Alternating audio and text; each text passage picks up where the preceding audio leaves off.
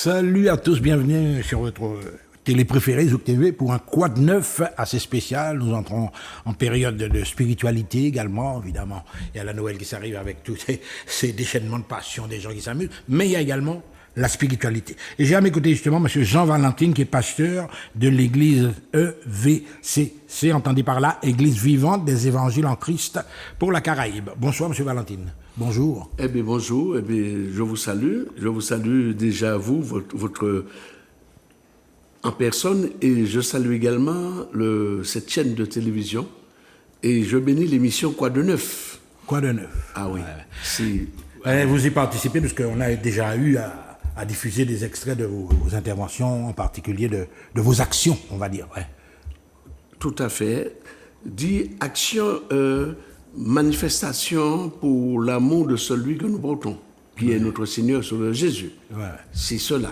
C'est ça l'objectif principal. Oui, l'objectif est de le faire connaître, surtout à nos frères, à nos sœurs, parce que il y a vraiment une grande défaillance, et puis c'est pourquoi que cette marche pour Jésus, que nous allons programmé pour le samedi 23, oui, que vous avez programmé pour le samedi 23. Oui, normalement, si tout va bien avec tout ce qui se passe en ce moment à la Martinique, donc cette marche aura lieu le 23 novembre à partir de 15h. Ouais. Donc départ, place Abbé Grégoire. À Saint-Ville. Ouais.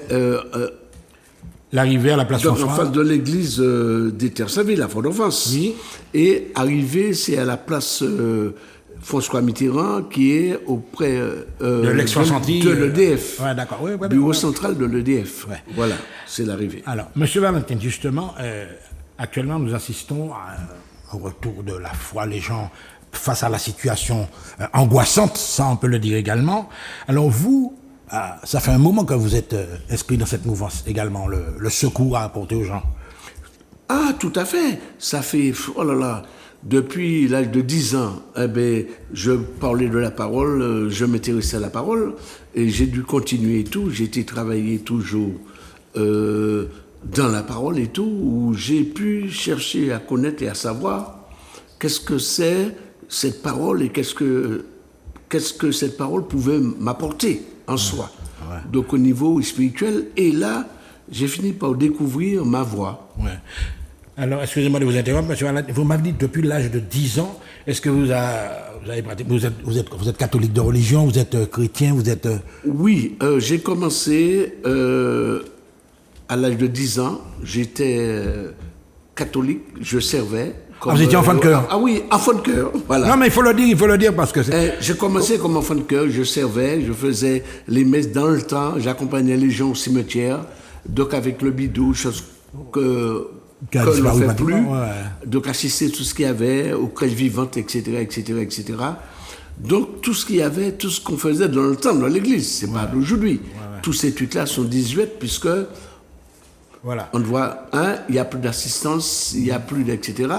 Donc, on parlait de Dieu. Voilà. Monsieur Valentine, juste une question, Maïli, c'est très, très, très important. Nous venons de franchir la période de la Toussaint, etc. Nous entrons dans la période des festivités. D'après vous, quel rapport le Martiniquais a-t-il avec Dieu, avec justement cette croyance profonde, quoi? Eh bien, justement, on devrait y avoir beaucoup plus, dans la mesure que, déjà, si nous prenons la Bible, lorsqu'on parle de la Bible, donc on va dans Isaïe, mettons depuis 30 jusqu'à 42, on parle des îles. Les îles, ce sont des lieux bénis de Dieu. Oui, et nous, par rapport à notre passé, je dis passé colonial et tout, donc on est obligé de passer. Nous voyons, donc, l'Église y était. L'Église s'est implantée par rapport à cela, et c'est là que l'Église nous a apporté à un certain moment la religion en soi, la religion catholique. Le catholicisme nous a apporté ce qu'il pouvait nous apporter. Mais il ne nous a pas apporté ce qu'il devait nous apporter. Vous voyez? C'est très, non, mais c'est ce que vous dites là, c'est très complexe, parce qu'évidemment, le catholicisme, la religion en elle-même, ça a un rapport avec la colonisation, il ne faut pas le nier non plus. Tout à fait. Mais c'est le contenu qu'il faut voir. Justement, parce que lorsqu'on parle de la religion, vous voyez, ce n'est que maintenant, aujourd'hui, en 2024, que le responsable des cathos, donc le pape, reconnaît en soi à la Martinique, dans les îles, dans la Caraïbe, que l'Église a joué un rôle dans l'esclavage. Et puis, nous avons le Code noir, n'oublions pas. Voilà. Alors, ce que vous dites là, c'est encore une fois très, très, très important. Souvent, les gens, etc., on voit que le pape, on dirait qu'il change, on dirait c'est des simagris, comme s'il est en train de tourner sa veste, quoi. Mais la réalité même, c'est que l'Église, effectivement, était engagée parce que les autres, tout ça, ils avaient des concessions gratuites de terre. Le père Labatte, tout ça, c'est des gens qui ont l'histoire. Donc maintenant, il y a un virage, on va dire ça, quand même. Alors, vous expliquez ça justement par... Alors, et ce qui arrive, c'est que, comme on dit chez nous, j'ai en l'eau, frère nous, c'est nous, ich nous, papa nous, j'ai eu des femmes. Parce que c'était de quoi très simple. Lorsque j'étais dans le catholicisme, on parlait le latin, on parlait le grec. Donc les gens, qu'est-ce qu'on faisait? On suivait la messe. On répétait ce qu'on nous disait de répéter. Mais sans avoir une explication, sans avoir la connaissance des mots pour avancer. Et même de la parole, ne parlons pas. Les psaumes étaient chantés en latin. Mais nous ne savions pas. Alors imaginez, excusez-moi encore de vous interrompre, M. Valentin. Effectivement, l'esclave, il a été converti au catholicisme, il va à la messe, mais il ne comprend que dalle, il ne comprend rien du tout, le pauvre là. Donc, mais il est obligé également de suivre non, la messe. mais et écoutez, là maintenant, oui. Oui, mais il y a le maître. Il est obligé, il voit. Et normalement, lorsque les choses, ça commençait à se décanter, il pouvait s'épanouir. Donc il avait un jour où il pouvait se donner à son Dieu. À son culte, on va dire, oui. À son Dieu, puisque c'était des féticheurs et tout, etc. Oui. Hein, Enfin, il revenait. les mots sont... Il pouvait, oui, voilà. Vous les pesez bien, oui. Ouais. Donc, il pouvait, et qu'est-ce qui arrive? Et puis certains pouvaient également rejoindre l'Église. Mais pour eux, c'était presque inaccessible dans la mesure que, et puis pas faisable dans la mesure que c'était ce jour-là qu'ils devaient prendre sur eux pour aller travailler, pour pouvoir récolter, pour avoir quelque chose pour tenir pendant la semaine, oui. Voilà. Et cultiver leur jardin. Chaque esclave, justement, dans Alcazec, il y a des jardins. Alors, ils étaient privés en soi de l'Église. Ouais. Ils étaient privés également de religion. Donc, ils faisaient avec ce qu'ils avaient et comme ils pouvaient faire. Jusqu'à ce que les choses ont commencé à se dénouer et qu'ils ont commencé... Parce que ce qui arrive, c'est l'instruction. Dès que ce peuple, nos parents ont commencé à s'instruire, à commencer à être curieux, à s'intéresser aux choses, parce qu'ils étaient isolés. Donc, une fois que cet isolement, ce cloisonnement, que les murs sont tombés, donc ils pouvaient voir ce qui se passe à côté, ils pouvaient échanger, ils pouvaient se parler, et à ce moment, les choses ont pris une autre tournure. Voilà, c'est très très très important. Okay? Vous avez compris qu'il y a eu une progression, une ascension vers la lumière, la vérité, etc. Comment ça se passait. Donc, alors là, vous me parlez de la marche pour Jésus-Christ. Jésus-Christ, c'est le Dieu d'amour, le Dieu de réconciliation, etc. Est-ce que c'est important également, cette marche? Mais Jésus-Christ est tellement important. Nous avons parlé un peu de nous, un peu sur notre histoire, de ce que nous baignons, mais lorsque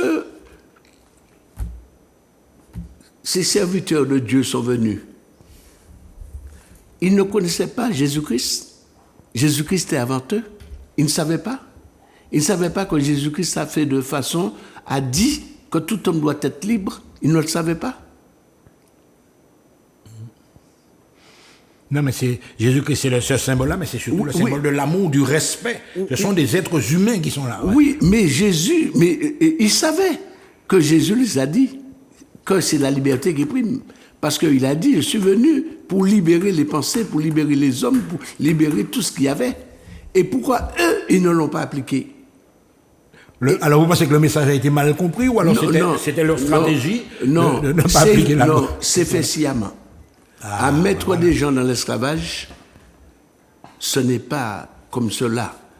Donc, sans doute, il y a eu un pool d'intérêt et ça arrangeait certains. Ou bien ils ont cautionné. Il y a plein de choses derrière.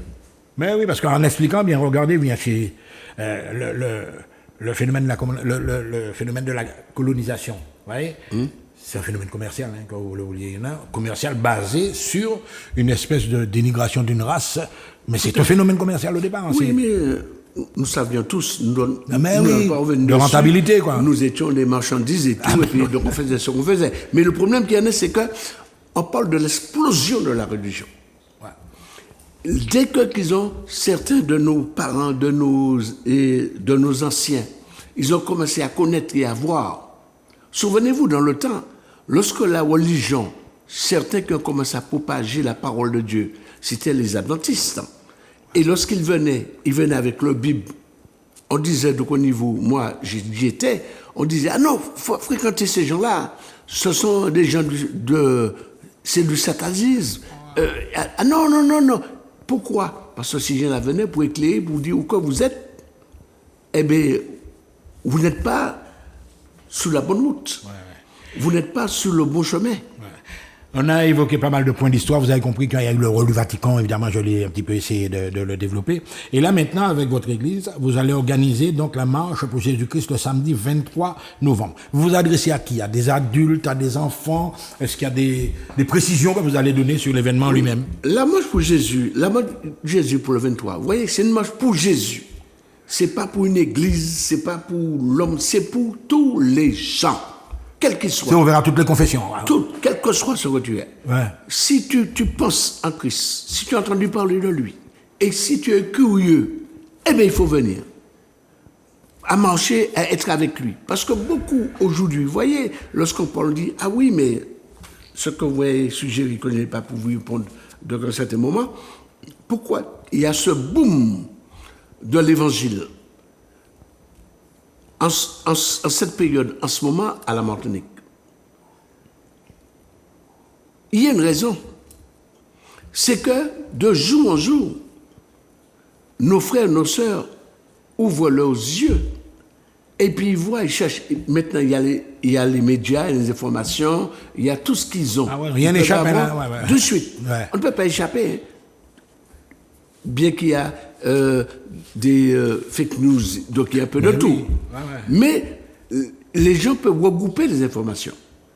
Et puis, à dire, ah bon, mais ceux qui disent, eh bien, vraiment, ça sort du cadre. Ou bien ceux qui disent, c'est une vérité. Ouais. Mais il y a cette vérité qui est quand même la parole de Dieu, puisqu'il y a des gens qui travaillent encore dessus jusqu'à ce jour. Et la parole de Dieu, pour nous, c'est un héritage commun à tous les hommes.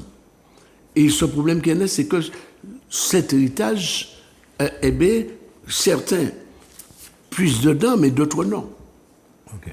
Même à ce jour-là où nous parlons de Dieu, nous parlons de Christ, mais il y a des peuples, des peuplades qui ne savent pas que Dieu existe et qui ne savent pas que Jésus est venu pour eux. Ils ne le savent pas du tout.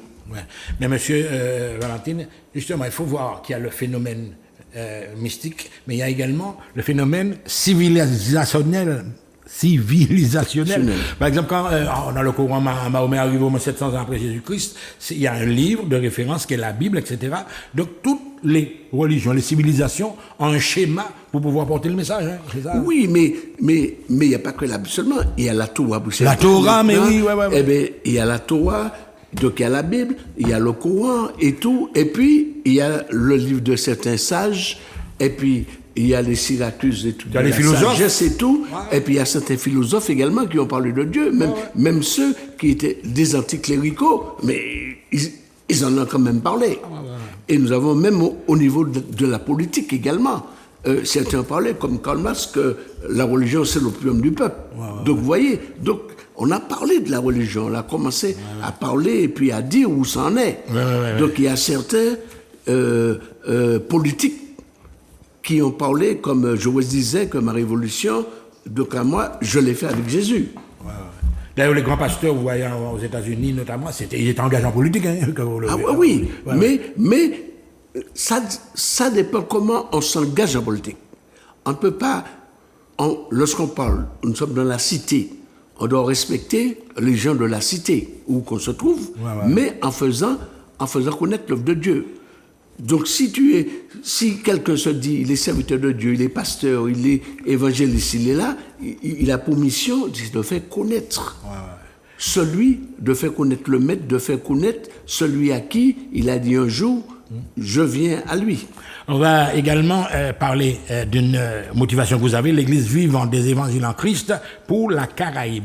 Autrement dit, vous comptez ouvrir le jeu, nous sommes dans un bassin caribéen, dans toutes les îles de la Caraïbe, anglophones, hispanophones, etc., il faut que le message passe aussi. Tout à fait, puisque ça passe. Nous sommes déjà au niveau de la parole qui est portée lorsque nous prêchons. Eh bien, les gens dans le bassin caribéen, nous sommes très écoutés, même aux États-Unis et tout, en Afrique également, dans la mesure que bien avant d'être ici, donc j'ai l'occasion d'être... Vous avez voyagé dans les îles, vous avez pris contact avec... Oui, mais dans l'église que j'étais bien avant, on a eu l'occasion de former des gens qui venaient de comme métropole, puisque la France, toute baille. Wow. Si vous ne sortez pas, si vous venez pas en France, pour avoir la notion, pour avoir la bonne connaissance, puisque ça vient en français, vous n'avez rien. Donc les gens venaient. Ouais. Donc, pour s'instruire, pour s'ouvrir à la parole, etc. Donc, on a l'occasion de côtoyer ces gens-là. De s'ouvrir sur la Caraïbe. Et ces gens-là, on les retrouve aujourd'hui, ici, ailleurs ou dans les points de la Caraïbe où nous sommes restés en contact. D'ailleurs, on va passer justement une sorte de jingle de flash qui présente justement vos émissions, parce que vous avez eu l'occasion déjà sur Zouk TV de parler de vos actions, etc. Alors, tu nous balances ça, Manuela, et puis on va continuer dans quelques instants, toujours avec vous, en parlant de l'organisation même de la marche. Par exemple, là, vous voyez, regardez.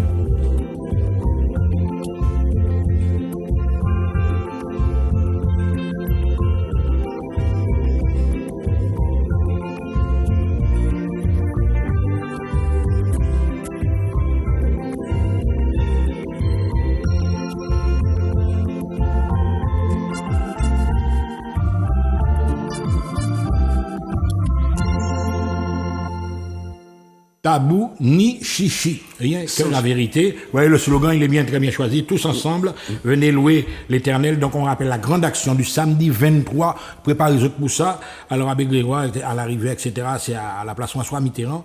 Alors, au cours de cette marche, c'est ouvert à tout le monde, etc.